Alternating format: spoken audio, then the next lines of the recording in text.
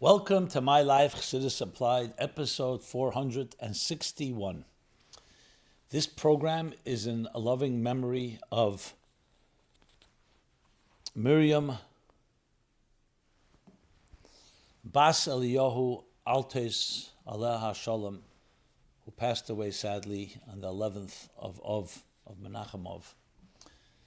And is also in merit Yibadul L'chaim Tevim Aruchim of Baruch ben Yamin ben Menucha Lana, Altes, Yekusil ben Leah Rochel, and Rochel bas Liba Farkash, dedicated by Pinchas Todres ben Miriam and Sarah bas Rochel Altes. Only good news and simchas. So we are in the middle of the month of Av, Menachem Av, the comforting of all the sad things of Av. Because Av breaks into two parts. Till Tisha B'Av was the saddest time of the year. And then the birth of Mashiach on Tisha B'Av, and following that, leading into the 15th of Av, Chamisha B'Av, as we discussed last week, Lo Yom Tov Yisrael Ki Chamisha B'Av Ki Yom Kippurim. The elevation, and its message to us is that we're in a time of experiencing elevation, that no matter what we go through in life, any state of darkness, physical or emotional or psychological or spiritual, is all leading to a full moon and leading to growth and ultimately feeding and bringing into birthing the month of Elul, of Aryeh, is the mazel of the month, Leo. Aryeh is an acronym for Elul, Rosh Hashanah, Yom Kippurim, and Yeshayna Rab. So birthing El Chedesh HaRachamim, which in turn will birth the new year and all the blessings that come with that. So that's the part of the calendar in which we are in right now. This week is Chof Av. It's actually the beginning of the 80th year of the Hilula Istalkus Hilula of the Rebbe's father, Reb Levi Yitzchak Shneerson, who passed away Chof Av Tavshin Dalet. We're now in Tavshin Pei Gimel. So it's the 79th yard site leading into the 80th. So let's begin by speaking about that. Chassidus applied to Chof Av. And from there we'll talk about Parshas Re'eh and other questions that came in, personal questions, psychological questions, emotional questions, all in the spirit of Chassidus applied, applying Chassidus to our life struggles, to our life challenges, to our life issues. Not always a struggle. But everybody has issues. Everybody has the things that we have to deal with. And that's what life is about. It's in constant movement. So, Chof Av. What do we learn from this day? So for us personally, as Chassidim of the Rebbe, Deir Hashvi, so this is the father of the Rebbe. Of course, as the Rebbe honored his father, we honor him as well through the Rebbe. Over the years, the Rebbe honored his father in many ways, especially when he started publishing the Reb Levi Yitzchak's Torah, and Teres Levi Yitzchak, Lekut Levi Yitzchak. The Rebbe began explaining it every week by Fabrengen. First he explained the Biyurim of his father on Ageres HaTshuva, then Antanya, Ageres HaTshuva. Then later began explaining it, then Zohar. And over the years, every Fabrengen for many years. In addition to all other times the Rebbe Fabrengen, the Chof Av, the different Siyumim. And of course the personal connection that you saw, the Rebbe's influence, his father's effect on the Rebbe. I'll just share this as a start with one story that captures a moment. It's Chof Av Tavshin Lamed Tes. The year 1979. And the Rebbe was speaking about, I believe it was about Shtochim Eretz Yisrael, and he said that he was asked, I'm paraphrasing, whether he's disturbed by the fact that people criticize him. So the Rebbe said, to say that I'm not affected, I cannot say, but to say that I'm affected by it to the point that I won't speak, I can't either say. And then the Rebbe went on, he says, and where did I so-called learn how to, I don't know if the Rebbe used the word, but how to develop this ability to not be bothered by it, to the fact that to the point that it should affect me. not to speak. He said, I'm a Bechor, I'm the oldest son, who grew up in the home of the Rebbe said, Rav Aroshi. Today they call the chief rabbi of Yekaterinoslav. Today is Dnepropetrovsk, or Dnieper. And people would come, many people, as being the rabbi of the big city, people would come see him with questions. And there were particular challenging people or challenging questions, they were sent to me. And the Rebbe said, being someone that spoke many languages, because the Rebbe meant that people came from different countries, different languages, they would send them to me. But they also sound like people that were not so easy to deal with. The Rebbe said, and since the Rebbe said, I'm not priding myself in the fact that I know languages, but I'm also not going to deny it, not like other people who deny certain things about themselves. He says it won't help anyway because it's known that I do know languages. Just I'm chazing the way the Rebbe said it. So people would come to me, and many of these people, or some of these people, were, the Rebbe didn't say troublemakers, but challenging. And that's the Rebbe said, that's where I developed an approach how to deal with people who are challenging. So the Rebbe said, as the Bechor, as the firstborn, he was sent the people who came to him. And then the Rebbe says these words, which I think capture such a tremendous connection to his father. You could see how he acknowledges this. He says, Nishtav dem mir uvgehadvet. As b'shas, sedo asakona, sedo epes vasetron in Eden, velech nish reden wegen dem.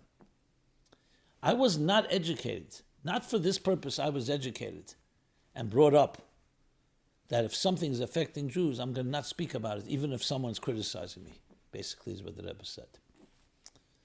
When you hear the words, you see, I mean, the Rebbe, of course, grew up also with his father-in-law, the Frierdiker Rebbe, but his young years, his formative years, in a home of Mesiras Nefesh.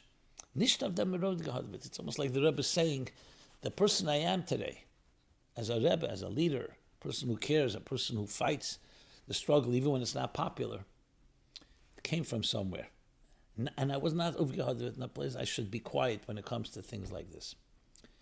It's a tremendous tribute, one among many things that you hear from the Rebbe about his father. I mean, there are not that many, but there's the second one I'll mention is from Fabringen in the, I think it was maybe Memdalad, maybe 1984. It was around Pesach, maybe at Aleph Nissen. The Rebbe speaking about the custom that when we say the Haggadah, we say Tatech vel b'difregen the vier kashas. Father, I will ask you the 4 questions. And he says, and the meaning by Chabad is that we say it even after father's passed away, you still say it. And the Rabbeim said it. Tatech vel b'difregen the vier kashas. You always remain a child. And you were saying to your father, Tate, my father. And then the Rebbe became somewhat emotional and says, even though we know the tirche, that when you call your father, it means you're drawing him down, whereas neshama is come down below. And it's a tirche, it's an effort, it's an exertion, it's like a, I don't say ordeal, it's a challenge, it's a difficult thing to bring a soul down below. The tirche, say difficult is not the right word. Tirche is more an exertion that you're putting him through. You're bothering him, so to speak, to come down. And yet the Rabbeim said it. And the Rebbe repeated again, Tatech vel b'difregen the vier kashas. Even though Mizok Tate is the Tate da. You could also feel the Rebbe was speaking about his Tate. So, on that level, you think about it, a Rebbe is a Rebbe, but he comes from somewhere, educated, under the influence, under the spirit. And of course, the Rebbe's tremendous aggravation over the fact that the Rebbe left, he left the Soviet Union, he left in 1928. It was after Simchas Torah, when the Frierdiker Rebbe left. The Rebbe would then leave and then get married in 1929, end of 1928. And then lived and never saw his father or mother again. His mother he would see back in 1947, they would reunite. But his father was nostalgic, Tovshin Daled. So you're talking about years and years. Once the Reb Levi Yitzchak went into Golus, and then he passed away in Golus. And the Rebbe would speak about that, wrote about it, writes how it's his chus, his merit, to encourage people on Chof Av to learn his Torah, to give tzedakah in his name. And may he be a good better, he should be, his chus yogin aleinu, his chus, his merit should protect us. So as we come to Chof Av, we remember these ideas, and we remember that we have to honor the Rebbe and his father in this fashion, and both the practical ways, through learning the Torah of Reb Levi Yitzchak, and keeping in mind the Mesiras Nefesh that he had, and how he passed away with such Mesiras Nefesh. Al Matah. So always to bring it down into Torah and Ma'aseh B'Peil. And as the Rebbe asked specifically, to give tzedakah in his honor. So that's the call of the hour. What it's lesson to us, what we learn from this day, is Mesiras Nefesh. What it meant, a man that stood up, Mesiras Nefesh. And he wasn't a Rebbe. It's not about the Frierdiker Rebbe Yud Beis Tammuz has its lessons. He's a man, a very high level person. Stood up with Mesiras Nefesh and paid heavy price, with tremendous heavy price. You see the picture, the first picture we have of Reb Levi Yitzchak. When the Rebbe saw the picture, he wrote, Avi Zal. He asked, was this my father? Because it didn't look like it after all that he went through, all his pain, all the ordeals that he went through. Later they found the picture when they arrested him was closer to the image that the Rebbe clearly recognized as the image we use now. So a person was Mesiras Nefesh for Yiddishkeit, for Chassidus. So it's the lesson of Mesiras Nefesh. The Rebbe would bring the story about his mother, how she would create different type of ink so her husband could write his commentary. That was so much part of his life, writing commentary, Kulei Teira, Kabbalah, commentary on Zohar, on Tanya, on Gemaras that we have today. They say there's a lot more that we don't have, but that was So it's a second lesson about the Mesiras Nefesh, not just Mesiras Nefesh, but continue to be in Kulei Teira and finding in everything that happened in his life Teira. And then, of course, the very schus of bringing the Rebbe to this world and the education of what a leader is. There's no question that Rebbe Pasha B'derech HaTeva received some of the tchunas, some of the genes, you could say the DNA of his father. So all this comes together on Chof Av, like the Alter Rebbe says in the Geras HaKedesh, that the Aveda, the old Aveda of a person, gathers together on the day of his Hilula, his Histalkus. It's Eil L'mayla, and it's Peil Yeshua's B'kerev Ha'aretz. It affects salvations and redemptions down below. So it's appropriate, as someone asks, what are some of the famous teachings of the Rebbe's father?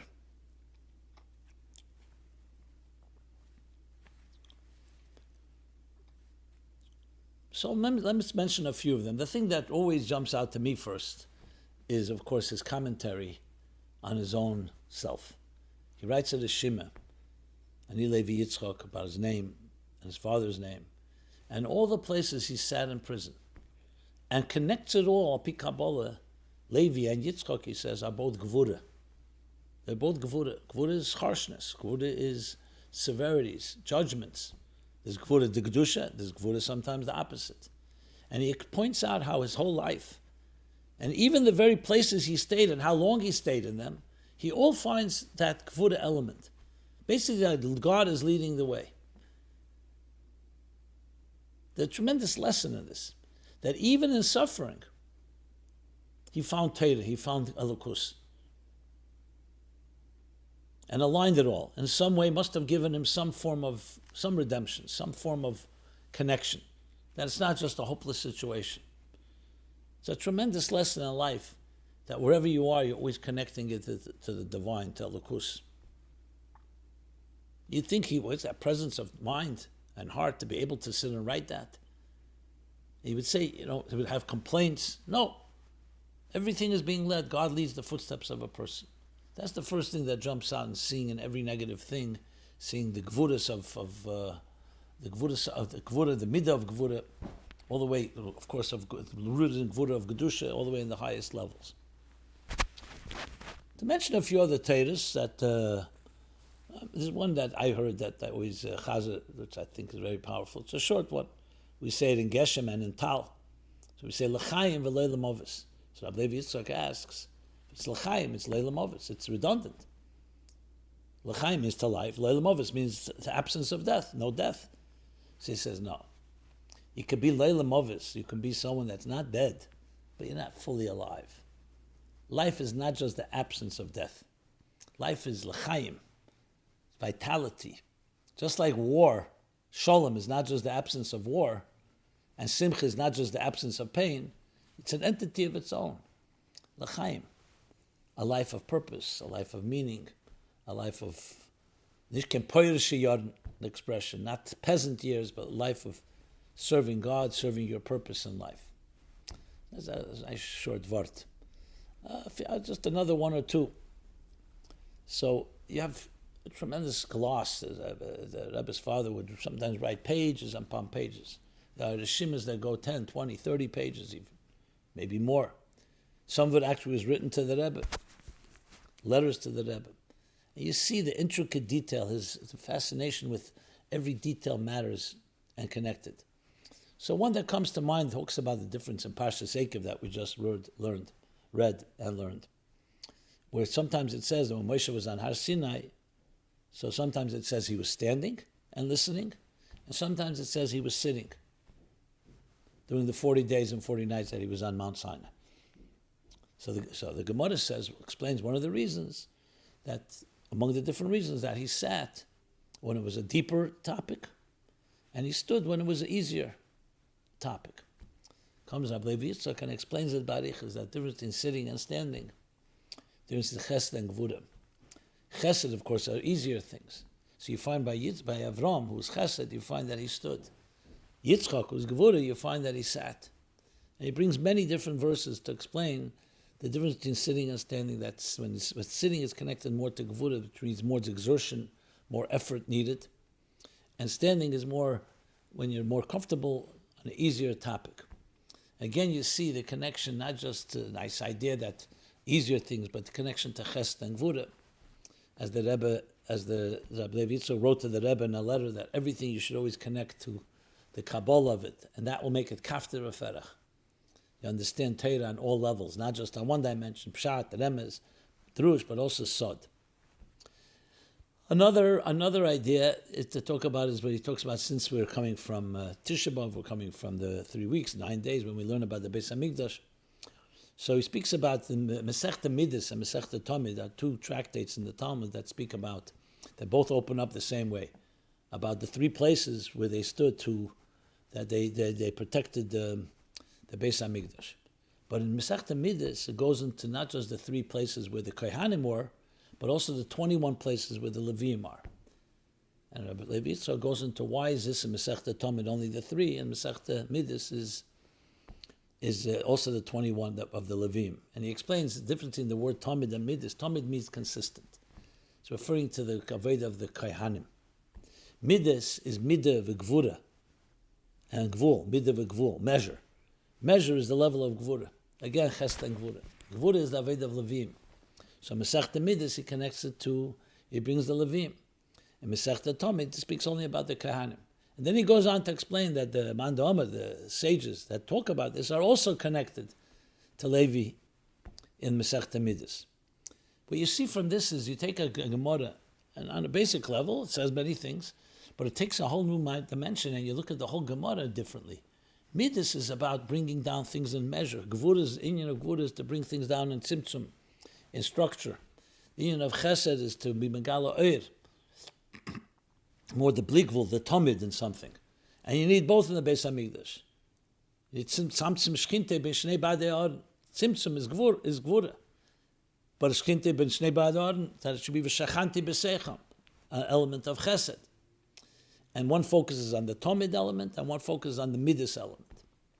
Among different Teiras, and many, many Teiras, which we can elaborate upon, but just give a little taste and be mizkayim the Rebbe's request that we should learn something connected to Reb Levi Yitzchak's Teira. Okay.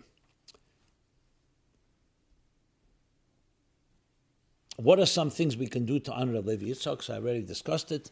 Learning his Teira, living up to the Mesiras Nefesh, learning from that, and giving tzedakah in his honor. So we reviewed that. So from Chof Av, let us move now to this week's Parsha Re'eh. So we're now in the 3rd week of the Shiva de Nechemta, of the 7 weeks of comfort and consolation, Parsha Re'eh.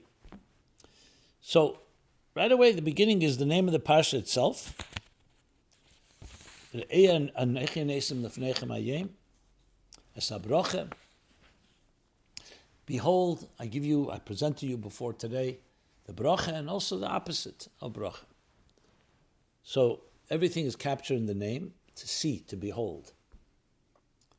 But the Rebbe, in a number of places, and Chassidus in general, especially the Tzemach Tzedek, talk about every section of this verse. So an obvious question jumps out at us. And that is, Neisen lifnechem. Kol ha-neisen ba'ayin yofer neisen. Wherever it says neisen, I present to you, I bestow, I give to you, is from the word matana. So the question is asked, matana of bracha is understood. I'm giving you today the blessing. But you also say you're giving us also the opposite of blessing.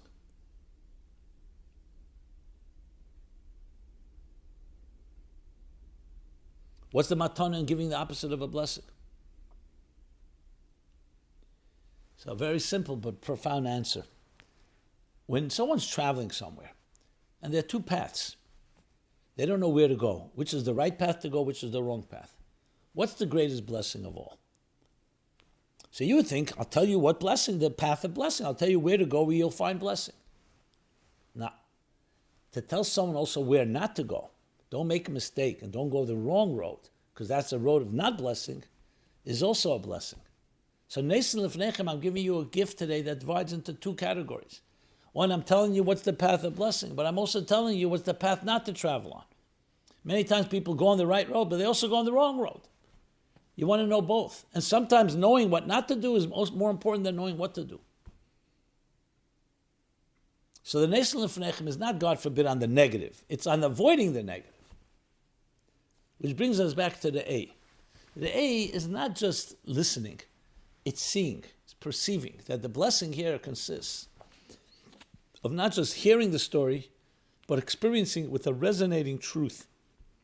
That we're given the power, should we make the effort, that we not just know, but we come to see what is right and what is wrong in life. Clarity. Greatest blessing of life is clarity. When you have clarity, then you know what to do about something. When you don't have clarity, it's shrouded in darkness, shrouded in doubt. Ein simcha katoras asveikas. There's no greater joy than the one that resolves doubts. The A resolves doubts. It's clarity. It shines a light, the ear. So now comes a question. Someone asks a question, if that's the case, if seeing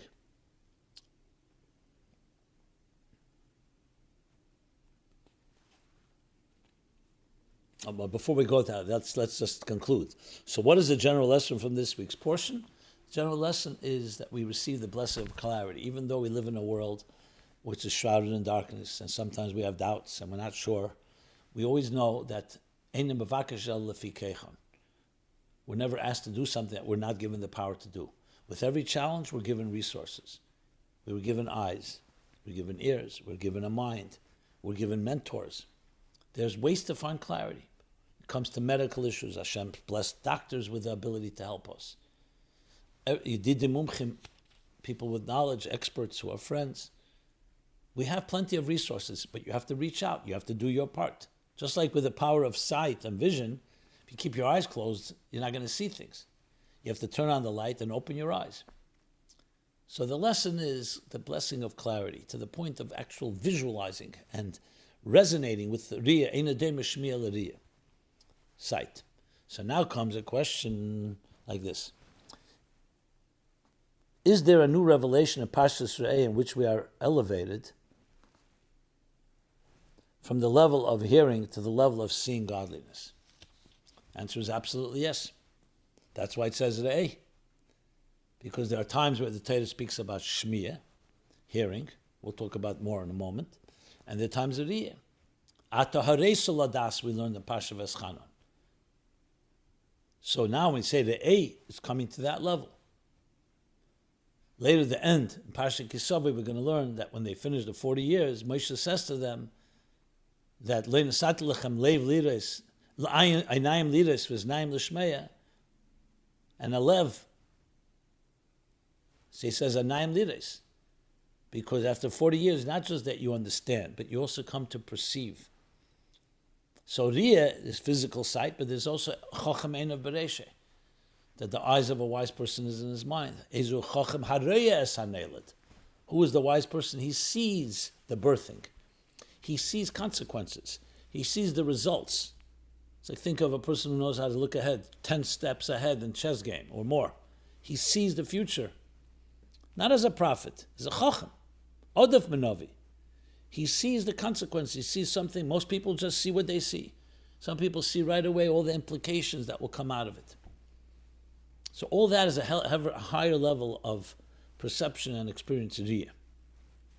So that's the answer. So that comes now the question, then there's the other way around. If seeing is the most accurate and resonating of our senses, why is the Shema prayer constructed around hearing and not seeing Hashem Echad? Shema Yisrael, Hashem Elokeinu, Hashem Echad.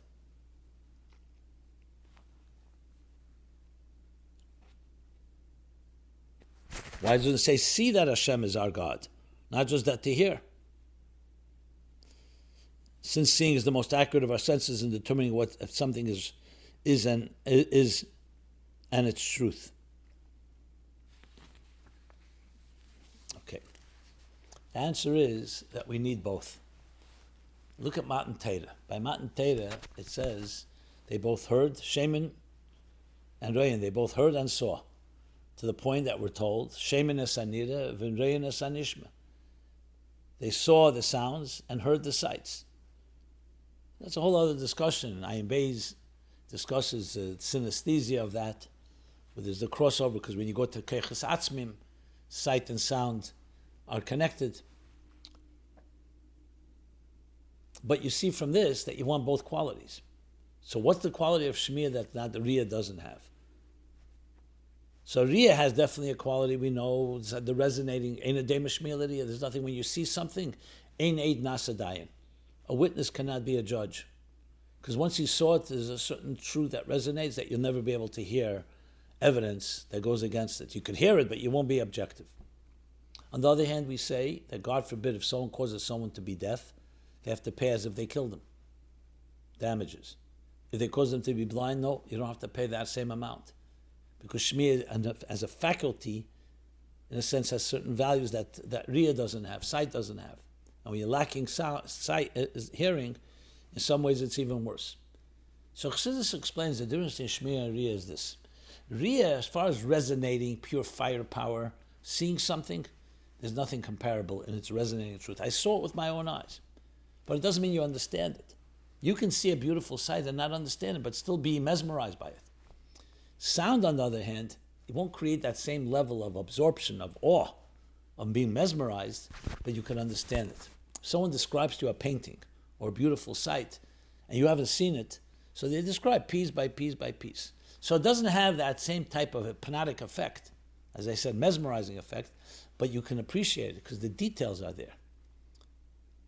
So it's coming away with an impression, with an experience. If you're talking about like a type of makif, Riyah is much higher, but it's still makif. Shemiah is more pnimi, internalizing it. Shema from also havana, to understand it. So the Torah is telling us we need both. There's ata reis ladas. There's re'eh nechinesin lefnechem. And then there's Shema Yisrael.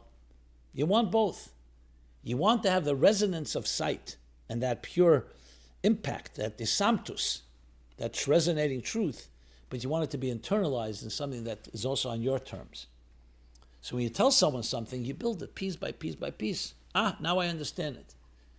You could show someone the same thing, and they'll perhaps be affected by it and be, as I said, overwhelmed by it, but they may not internalize it. And you really want both. You want to have the resonance of Riyah and the internalization of Shemiah. Shema Yisrael, Hashem Elokeinu, Hashem Echad, not just to see the unity of God, but also to experience it, to understand it, to relate to it, to contemplate. Hamayich be'echad. Hamayich be'echad. So there's gazing at something, and there's Mayich contemplating on every detail until you really fully appreciate it. So Chochma and Bina is sometimes compared to Riyah and Shemiah. Ruven and Shimon. Chochma is more than a kudi. It's the spark of an idea is a certain resonance. Bina is developing it, breaking it down, listening, breaking it down, the details, fleshing it out. And you want both. Chacham b'bina v'haven b'chochma. You want the nekudas ha'emes of chochma to radiate and make sure that the bina doesn't go off the reservation and keep it honest and true, the reality check, which is always the the best advice possible that when you're developing an idea, always remember the initial idea, the initial spark. Write it down. So whatever you go off into details, make sure you can always realign it to that point of departure, or else you can really wander away quite far. Okay.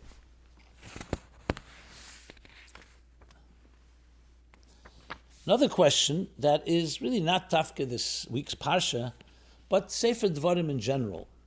The question is, who was Moshe's mouthpiece after Aaron passed away? We know that it says in Parsha Shema that Moshe lo ish dvarim anechi, kvad peh v'kvad loshen. Aaron will be your mouthpiece, he'll be your so-called translator. But we know Aaron passed away to Chof Av.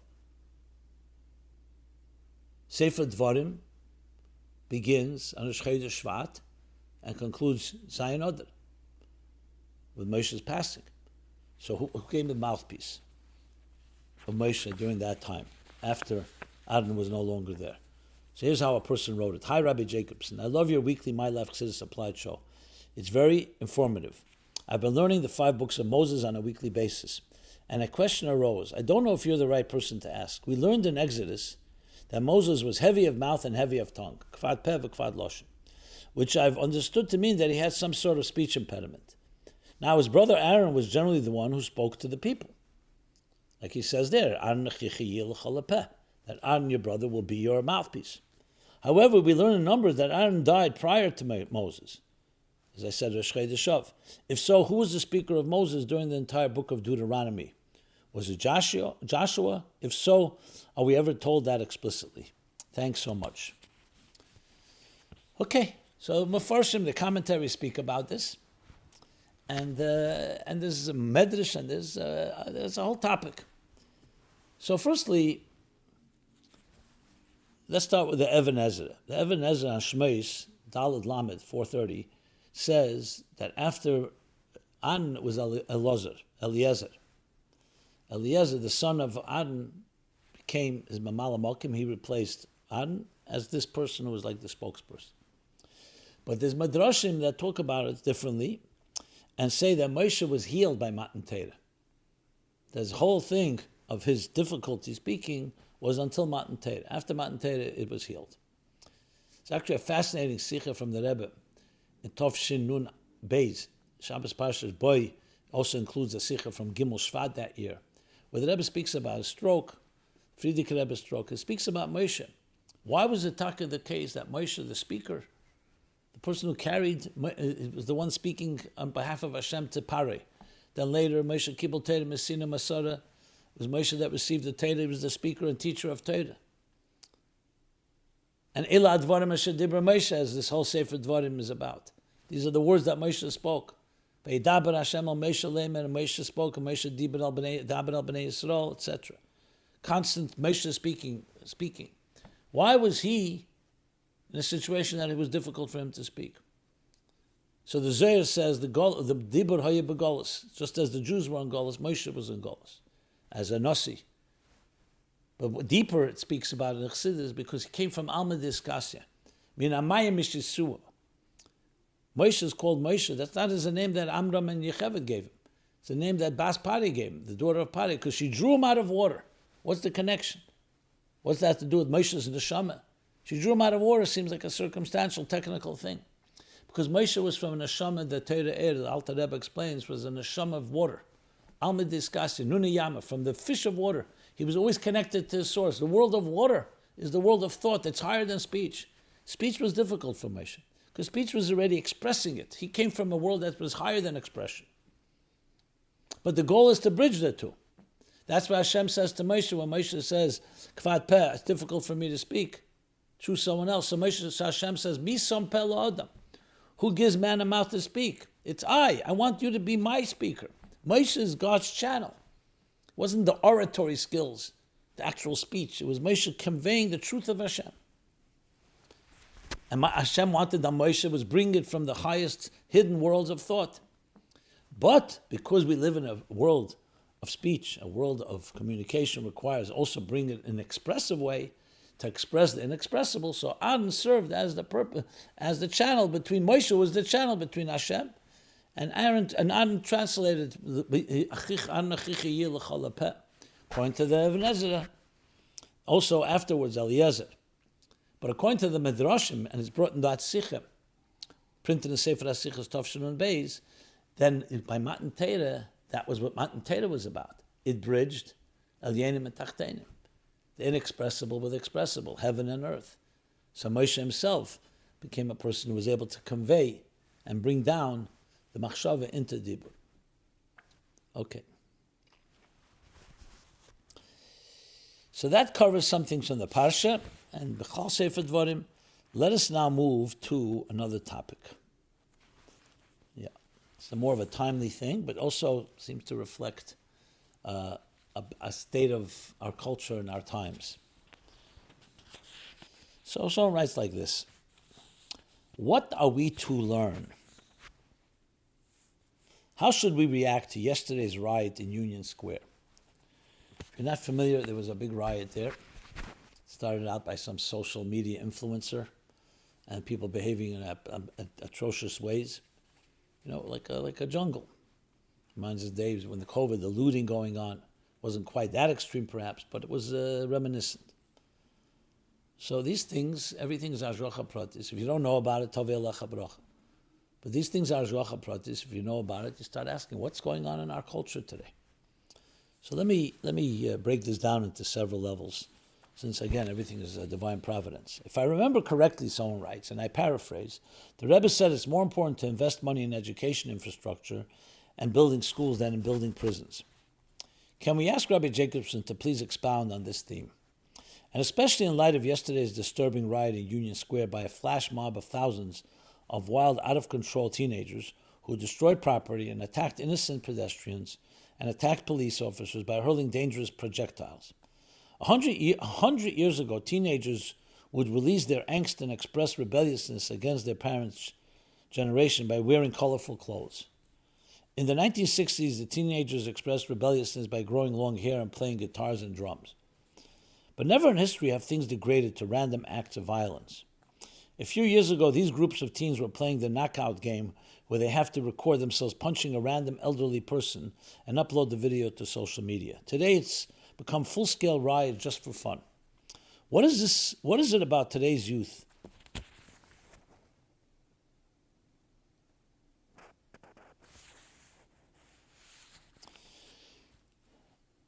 What is it about today's youth that makes them so disrespectful towards society, and what can we do to turn things around? I want to be positive and think the Torah offers solutions to fix this problem. But part of me thinks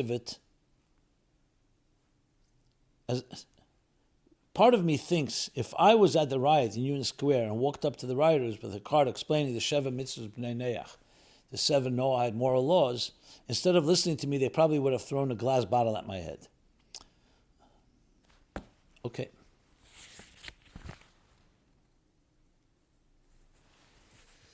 So let's go item by item. I remember it was the year that Reagan was shot. It was in 1981, 82. And the Rebbe spoke, I think it was Yiralf Nissen actually, spoke about Chinuch, Shem Mrs. Bnei Neach. That is the only guarantee that the world doesn't turn into a jungle, driven by self-interest, which ultimately creates divisiveness and selfishness and everything that comes from that. That teaching children that there's an eye that sees and an ear that hears. I'm speaking about moment of silence. But in general, teaching them these ethical laws, universal laws, the bedrock of all civilization, is the only preemptive measure and antidote to a world of chaos, of anarchy. And it's something, especially in those years, in the 80s, that became so prominent. As you see the years rolled on, you see how clearly the necessity only has grown. We live in a very comfortable life. Yes, we all have our challenges, but prosperity-wise, technology-wise, access-wise, now with talk about social media and so on. So all this becomes more acute and more amplified. Because if there's anything that's not working well, it just becomes much more magnified when you have technology and when everybody knows about everything. Where do we stand in this regard? This country was built on principles. And unfortunately, we've wandered far away from it. There are many beautiful people, not taking away from that. But you see these breakouts and you realize it's not such an anomaly. I'm not going to go through all the details of it and every manifestation of it. So it comes down to a critical principle that parents, educators, all of us have to expect a higher standard. But when you watch the media today, television, Hollywood, online, besides the glorification of violence, moral messages are far and distant and in between. You don't really see. Yes, there are many moral messages, but it's not prominent enough. And it's it is completely overshadowed by all the other messages. So this requires nothing less than a revolution, where you and I and grassroots will stand up and say, I will teach my children. We're not talking about in a negative way, in a positive way. Why are you here on this earth? You came here to bring goodness, kindness, virtue, charity, and definitely everything the opposite of violence, attacking, behaving in obnoxious ways. You don't want to use the word God for whatever reason, people, so use a higher power.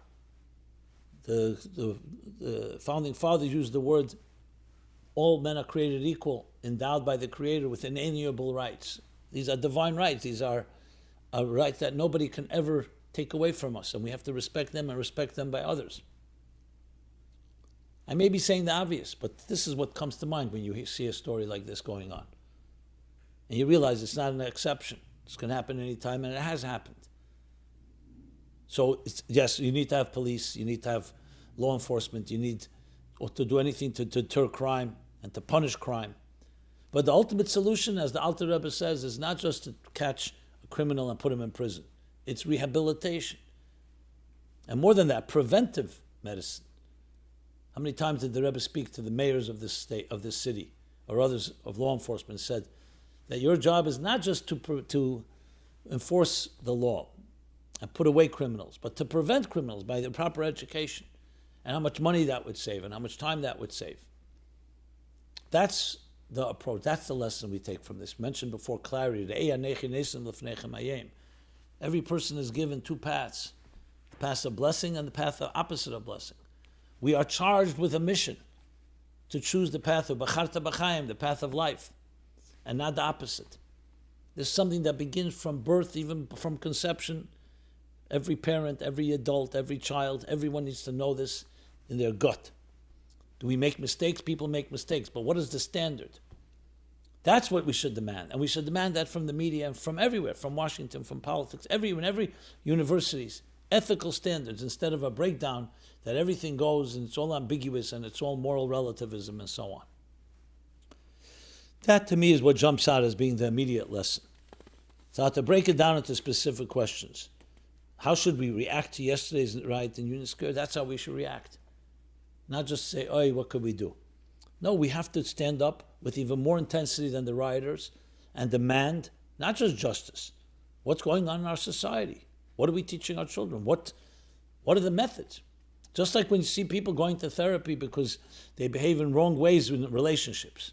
You can't use your physical hands. You can't be abusive verbally, psychologically, emotionally, physically, sexually. For sure not.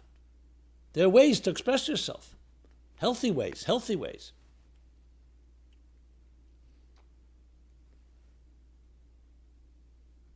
So it's more than just outrage. It has to be a call for action.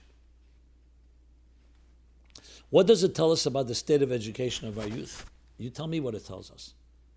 We may be educating our youth with knowledge, with information, but are we educating them with morals, with values, with a soul? You can know all the mathematics, all the physical sciences, the social sciences, the political sciences, and not be a mensch, not be a human being, a civil human being, a person who gets along with someone, a loving person. How many people are suffering from insecurity? And they're acting out all kinds of unacceptable ways. instead of dealing with their situation. So it tells us that our state of education needs serious repair. And and education is not just teaching knowledge. It's not just teaching information and data. It's teaching methodology, how to live. Not just how to do things. Not just give people a tool chest and learn how to use the tool chest. But why are you using this tool chest in the first place? Why are you here? What's the purpose of your life? What's the mission-centric life? Yes. From mission to soul, you start with a mission, and that's why your soul came to this world. How many people know that? That's what we need to be teaching. And what does it tell us about the present state of society and social media in general? The same thing. Junk in, junk out. I spoke about this when we spoke about AI, artificial intelligence. If we see ourselves as robots, there will be robots that will be better than us. We're not robots, we're souls. We're divine souls with a divine mission. And all these machines and social media and technologies are meant to be tools. But again, if all you have is a tool chest, you don't know what to do with the tools, then you have these problems. So that's what it tells us about the state of society. Basically that we have tremendous tools, we have tremendous resources, but we have no direction. Where's the soul? The soul doesn't know where it's going. We are lost. It's like being lost at sea with a great ship and with great resources. And everything is there, but which direction? Where? What direction should I go? What's the purpose of my life? Are our young people asking that question? What is it about today's youth that makes them so disrespectful towards society, and what can we do to turn things around? Well, I don't know if it's just youth that are disrespectful to society. I think all of us are disrespectful. If we don't have the fundamental respect of a human being created in a divine image, that we have something divine, something infinite, something that is more than just the sum of the parts, then will we be disrespectful to each other and to ourselves even. The dignity of a human being. The youth are expressing what they're picking up. They're not creating this. It's not like the adults. Adults may be behaving better on an external level. But remember, the youth of today will be the adults of tomorrow. The adults of today were the youth of yesterday.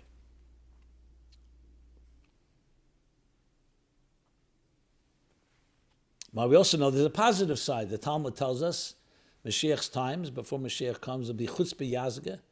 There'll be chutzpah by the youth.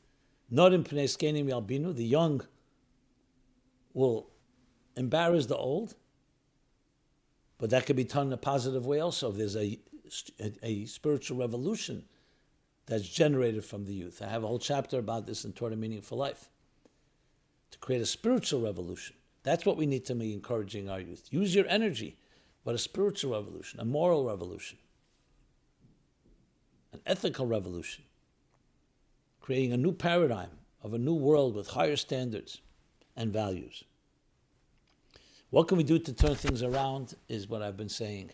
It starts at home, it starts in your own heart and soul, the people you know, your children, your grandchildren, the schools, anyone you can have influence on. And there's no such thing as being a bystander. You're either part of the problem or you're part of the solution. To say I'm undecided, that's also part of the problem. And that's what we need to do. Hopefully a program like this and many other programs that I do and hopefully others do are meant to help reverse the tide. Definitely to bring awareness. Let's talk about it. At least cry out.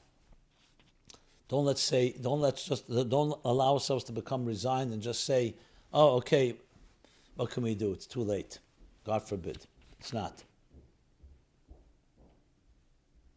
Can we change the whole world in one moment? But we can change our own environment, our community, our standards. And then there's the ripple butterfly effect that will affect others by extension. Okay, with that, next question. What's more important in a child developing their personality? The genes inherited from their parents or the environment and experiences the child grows up in? Okay, that's a segue from the previous question. I don't know if I can say most important. I think both are vital and both are necessary. We call them nature and nurture. There are people who definitely inherit a genetic personality characteristics or features of kindness and others, sometimes also negative, as clearly you see it in family patterns. Even those children or parents that have not been with each other, so you know it's genetic. Sometimes you can't know. Sometimes it may be nurture. But there's no question there's something that's affected by parents. And of course, to say environment and experiences, nurture, of course has an effect. Education. Even if you grow up in a home with certain genetic inclinations, the education, the environment, the experiences you have affect you. There are people born in beautiful environments, and then something happens, God forbid, some trauma, and the trauma changes things. It doesn't change who you are fundamentally necessarily, but it can change your entire trajectory in life. So instead of saying what's most important, I would say both are vital, and we have to work everything possible to work on both of them. Now, the first one is not much in our control. Once you're born, you're born. You can't change your DNA. That's why the second one is so much more important to focus on, because that's where you have more control over. But remember, sometimes the things we learned as children, environment and experiences, I don't mean genetic, can be almost like second nature, even though we're not born with it. And that also needs to be worked on. The most important thing to know is that the human dignity of your soul allows you the opportunity to deal with anything that came your way. Even if you grew up with dispositions and predispositions and proclivities that may not be beautiful in every way, that doesn't mean you're doomed by it. Remember, I give you today the blessing of clarity. Look at your life. See the things that need to be improved and work on them. See the things that are beautiful and make them even more beautiful. Find a mentor. Find objective friends. Find support systems. There are many things you can do.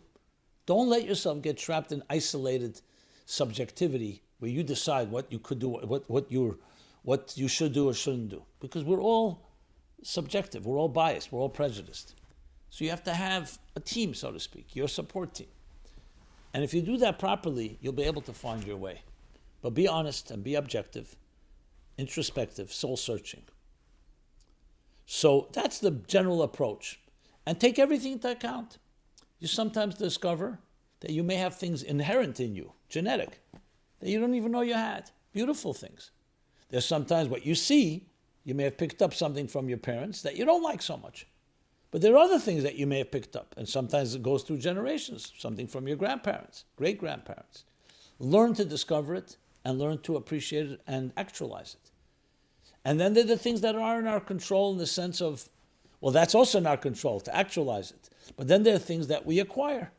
Good habits, good patterns, positive approaches, gratitude, the tools necessary. And reach out. Never stop yourself. Know what you don't know, there are others that may know. Open yourself up and learn from others. The greatest way to learn is from others. Ezu Chacham, who's the wise person? Aleman Mekol Adam. Person who learns from everyone. Everyone has something to teach and everyone has something to learn.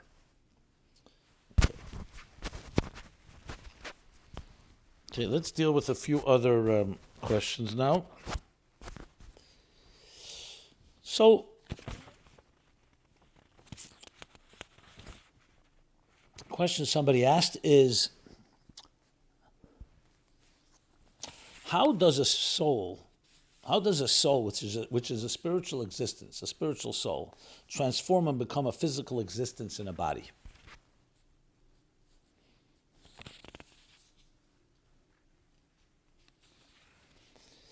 Well, essentially the question is, how do these two worlds come together? So let's look at ourselves. We clearly have a body and a soul. The body is the container, the vessel, with all its limbs and organs and all cells and everything in our systems.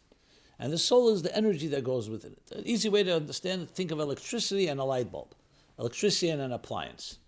When they're together, they join together. The electricity provides the energy, the juice. The appliance is the appliance. You have only electricity without a light bulb, you won't have light. You have a light bulb without electricity, you also won't have light. And then they join together in a very mysterious way, in a way, because they are two different entities. So the way Chassidus explains it, on a soul-body level, is that there are two things that are required. One is koyach hamafilases, Only God can bring together spirit and matter. So even though we know E equals mc squared, Einstein's famous theory, but the mere fact that energy and matter are reversible was not created by man. That's why we just discovered it. Is because God made that energy and matter are two forms of one reality, one energy. And it's God that brought together these two because he's beyond both. So body and soul, the same idea. They're two separate entities. And on their own, you'd think not possible to bring them together. But there's a divine power that brings them together. The second component, however, is God made it in a way that makes logical sense. Even though we need God's blessings, for example, for things to grow in the field, you still need the rain, and you still need to sow and plow the field, and sow and plant the field, and all the work that's necessary to manifest God's blessings. So to manifest that power of God to bring them together, God created a whole series, what we call Seder Ishtalshlus, a cosmic order, a process. A child goes through 9 months of gestation, of pregnancy. And you can see literally how the soul and body come together and the child develops. First from one cell splits into 2 and then to 4 and to 8. And then after the first trimester, second trimester, you literally see the development. The same is true on spiritual levels. A soul, which is a spiritual divine energy, basically it's God's mission in this particular energy called this soul, comes into a human being, into a body when they meet upon conception. So there's the godly energy that allows them to connect. But then there's a process that God put into motion where they learn to acclimate with one another, to assimilate to one another, to connect to the point that they live not just side by side, as one. The energy enters into the body to the point you can't separate where's the soul, where's the body inside you. They're like one. And then after 120 years, when they separate, the same idea goes the other way around. They slowly begin to separate. That's why the body doesn't just disappear. It takes time. They separate and go back to their own particular respective roots. The way Chassidus explains, rooted in Eidus and Kalim, in the Reshima and the Kav, in the power of God to create the finite and the power of God to create the infinite, all the way to the highest levels, explained in Chassidus, where it's all joined as one in Atzmus, the power. Yechel is God's capacity to create a finite structure and God's capacity to create a divine soul, an energy force. Create energy and matter. But there it's all as one. But then he wanted it to come down and manifest in a logical way and in a structured way. So that's the process of how it works. So the spirituality of the soul travels level by level, gets more and more diminished. Then there needs then you need that divine power to make sure spirit and matter meet. But if the spirit was not diminished, was not get processed, then it would not be able to enter. It would literally blow all the circuits. So electricity has to go through many diminishments, a process to acclimate itself, to fit and be customized to the container. Just like a teacher takes a brilliant idea, has to dress it up in garments, in clothing, in examples, in more words to the student to receive it. But ultimately there is a power that brings these two together. So that's the general process. And it's critical to have that step-by-step process, or else it wouldn't make sense to us. God can do anything, but then it would be a miracle, kol yachol. And here we want it to make sense. So therefore it grows in step-by-step fashion. So that leads to another question. What does it mean to reveal godliness in the physical world? That's exactly what it means. It means to reveal the divine energy in matter. So let's use a simple example. We know today everything in the world, physical world, is not just what meets the eye. A drop of water is made of H2O, hydrogen and oxygen. Hydrogen and oxygen are molecules that are made up of atomic particles, which are made up of subatomic particles, which are made up of sub-subatomic particles, and we continue to travel down the rabbit hole deeper and deeper. When we tap into the energy of the atomic or subatomic, we are revealing that energy. All technology is based on that. You split an atom, a fission, you release tremendous amount of energy. All the interactions of subatomic particles is what allows us to have the microchip, to have all the technologies we have today. whether it's television or internet, and so on. So we are tapping into energy as we speak. There was a time in the world we didn't know there was electricity. We didn't know there was energy trapped within the world, within matter. Now we know there is. Divine energy, just as an example, is similar. To reveal godliness in this world means to reveal the divine purpose in everything that you do. You're eating a meal, not just eat to indulge, to satisfy your hunger, but the purpose, getting stronger, to be able to do a good deed and help somebody. That's revealing godliness in your meal. You're sitting at a table, don't just sit at the table, you study something of God's wisdom. You meet a person, you're not just meeting them for a business meeting or for leisure. Something good should come out of it. Do an act of kindness. Share a kind word. So wherever we go, we have the opportunities. Spiritual opportunities abound everywhere to reveal and redeem the divine energy within everything that exists. It's basically not looking at things just at face value for instant gratification or whatever is happening at the moment, but always understanding how I can use this as a spiritual opportunity to bring more of the divine energy of transcendence into this world.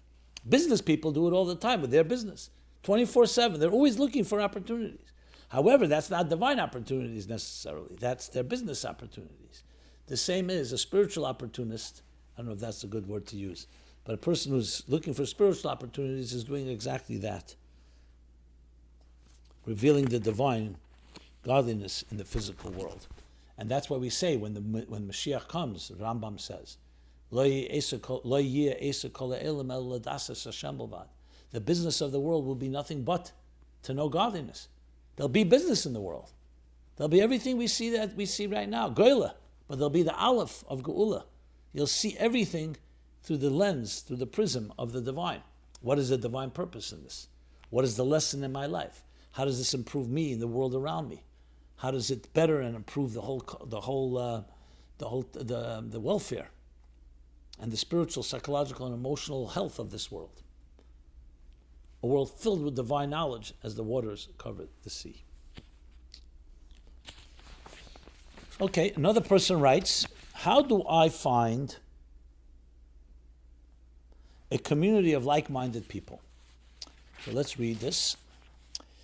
Dear Rabbi, I've been studying Kabbalah for 4 years through a school in Israel.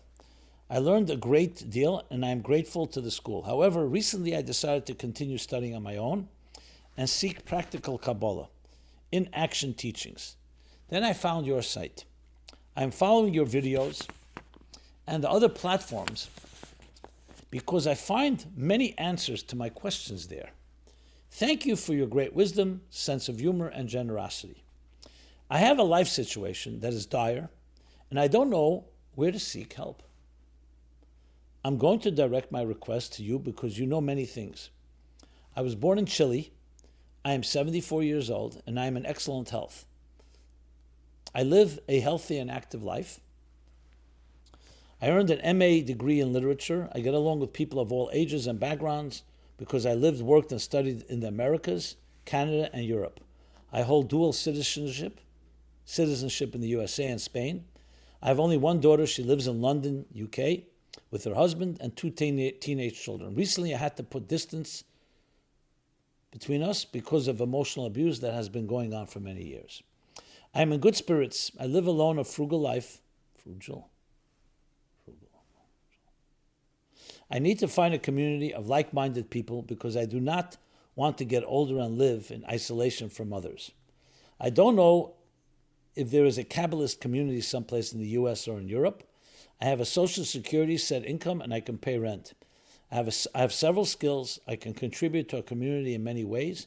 Because of my cross-cultural life experiences, I get along with people and I thrive helping others. Something I have done all through my life. Thank you for taking this question, and I understand if you do not have a suggestion. Be well, Todah.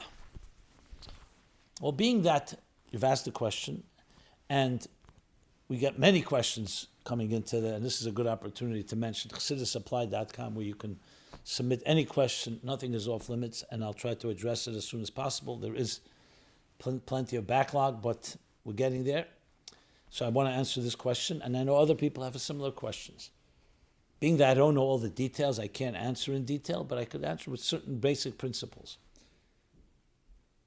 So whenever it comes to a situation like this, even though you're asking me a very broad question, and I don't know all the details of your life right now, but to me it's about finding what is the like-minded place to be to.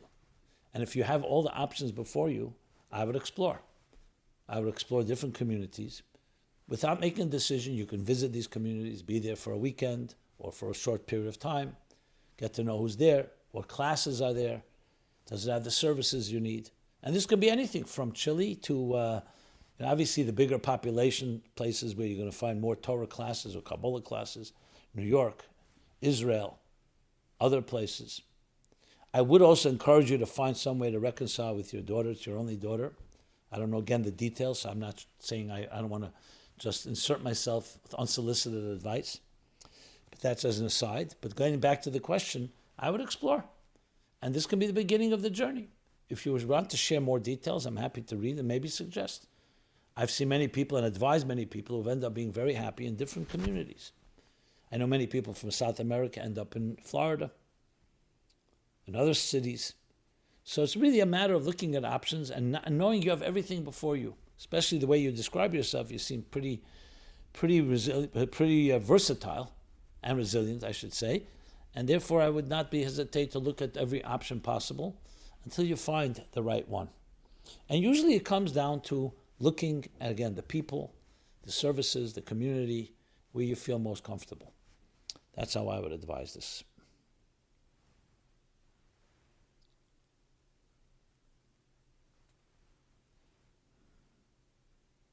Okay, let's do a few follow-ups. So last week we spoke about how you need the wood of the tree cuts down the tree, the axe of the handle of the axe. So someone said, writes, Dear Rabbi Jacobson, on your Sunday podcast, someone asked if it takes the wood of a tree to make an axe handle to cut down trees, then how were they able to cut down the first tree if they didn't have an axe handle yet? So I gave a deeper explanation, but there's obviously a simple one, and this person offers this, which I appreciate. I think the answer is very simple. Very often trees fall down by themselves due to age, thunderstorms, or heavy winds.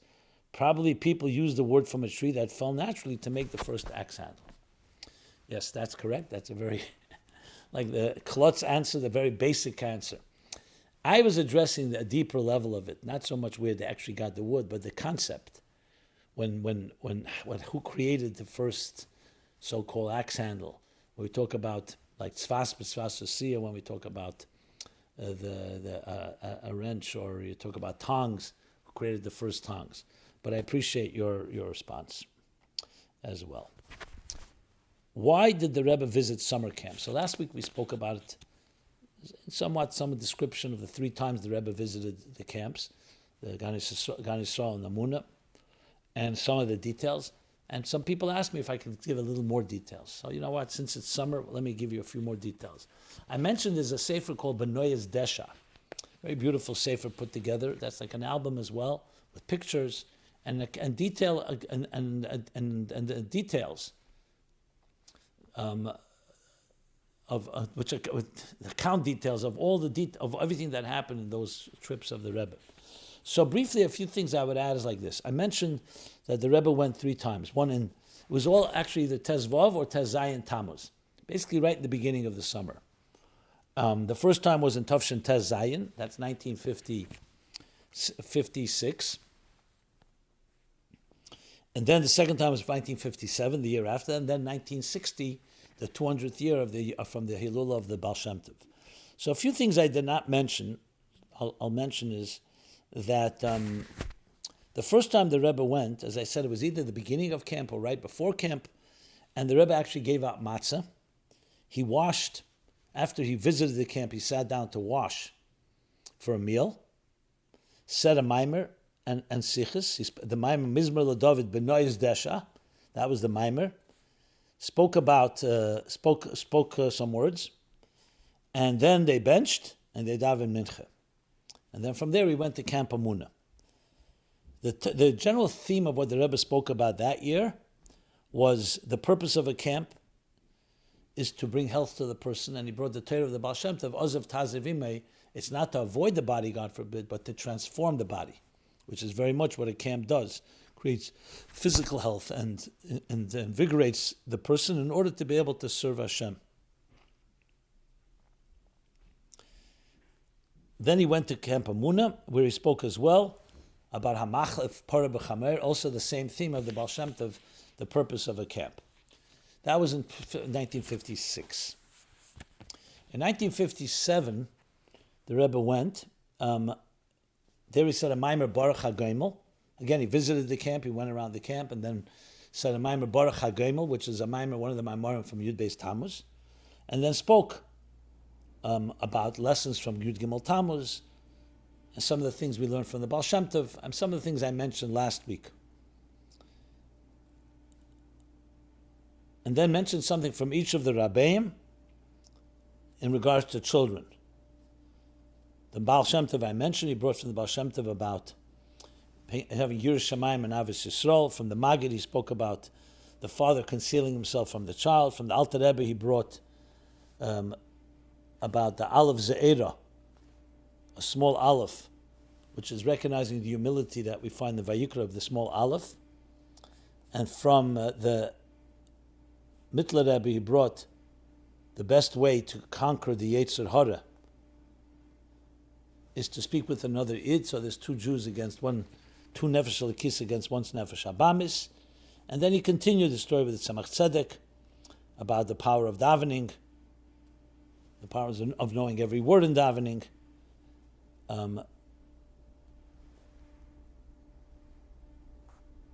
Brings the story of the Rebbe Rashab.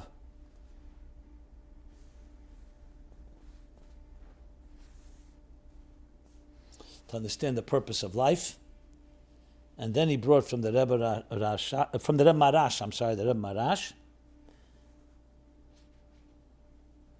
then to look at every person with a right eye from the Rebbe Rashab.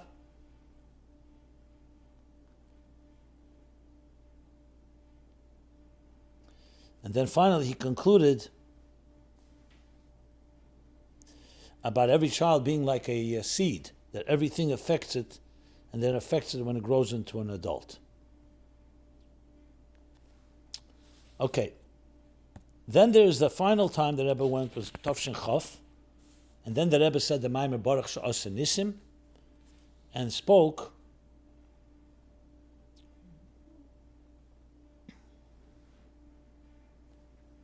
about the Teich and the meaning of Gan Yisrael, connected to Baal Shem Tov, of course.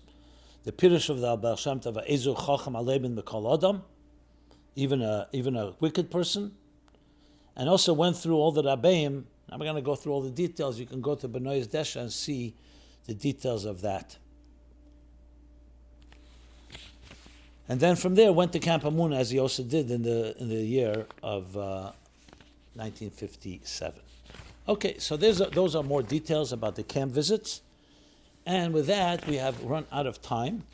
I would like to talk about more things, but you know what? We'll push it for next week. I want to conclude with wishing everybody, as we're coming closer to the month of El, we can already say Ksiv V'Chsim Ateva, and transforming the Yavchi Yom Melu, the month of Av, into Menachem Av, and to El, into a month of Rachamim. Only blessings and simchas. This has been My Life Chassidus Applied. We're here every Sunday, 8 to 9 p.m. Be well and be blessed. Thank you. This program is brought to you by My Life, Chassidus Applied. Please help us continue our programs. Make even a small contribution at chassidusapply.com/donate.